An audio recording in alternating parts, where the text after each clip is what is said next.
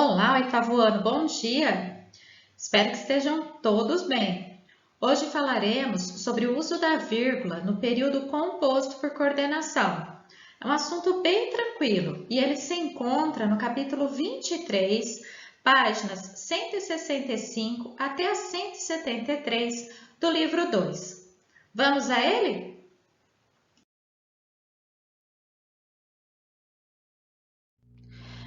Muito bem. De início, é necessário fazermos uma retomada dos conceitos vistos até o momento. Nós vimos que toda oração é uma frase que se organiza ao redor de um verbo ou de uma locução verbal. Vimos também que um período é uma frase construída por uma ou por mais orações e que o período pode ser classificado em simples, quando ele é formado apenas por uma oração, e ele também pode ser classificado como um período composto quando formado por mais de uma oração.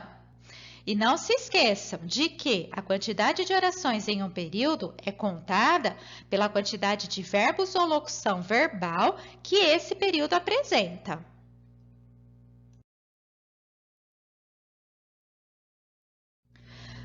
Quando falamos em período composto por coordenação, temos que ter em mente a possibilidade de dois tipos de oração.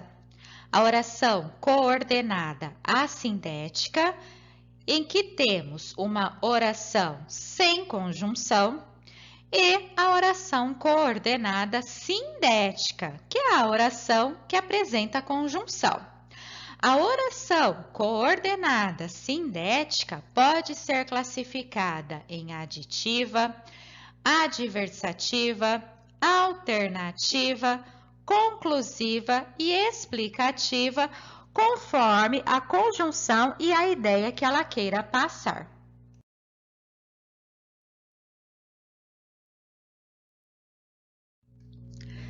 Veremos agora, então, como podemos usar a vírgula em um período composto por coordenação.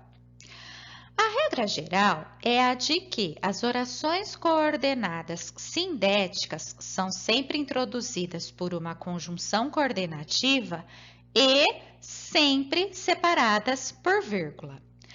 Entretanto, nós temos uma exceção. As orações coordenadas sindéticas aditivas que forem iniciadas pela conjunção e.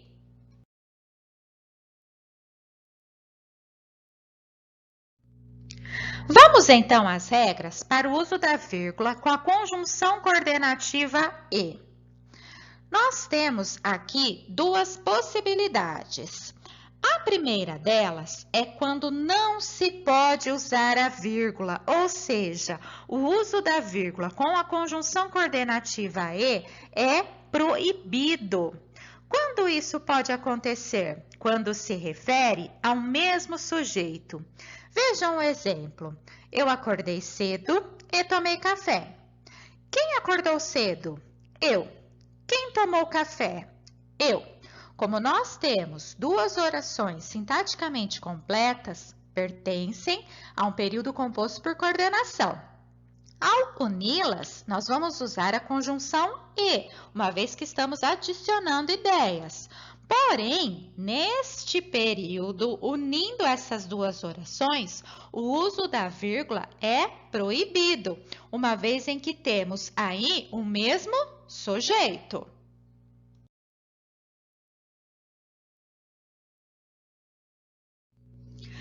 A segunda possibilidade que nós temos é de usar a vírgula opcionalmente, ou seja, podemos ou não usá-la.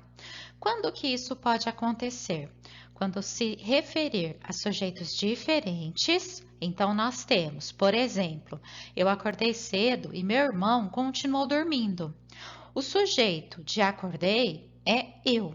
O sujeito de continuou dormindo é meu irmão. Podemos escrever essa oração sem a vírgula ou com a vírgula.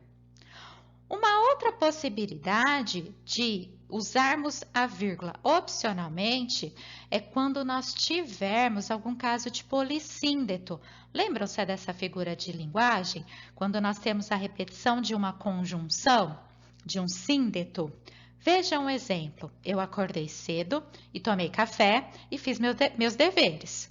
Ou ainda, a possibilidade, eu acordei cedo, vírgula, e tomei café, vírgula, e fiz meus deveres. Como nós temos aí uma repetição da conjunção e, há a possibilidade, então, de ser opcional o uso da vírgula. Muito bem, oitavo ano, hora de exercícios. Peço que leiam o texto da página 163 e resolvam os exercícios 1 e 2 que estão na página 164.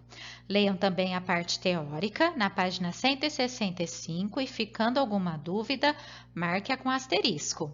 Resolvam os exercícios 3 ao 7 e também a questão invertida, que estão nas páginas 166 até a 169. Daqui a pouquinho, durante nossa live, falaremos mais sobre o assunto e tiraremos as possíveis dúvidas. Então, bons estudos, boa sorte e até já! Um beijo!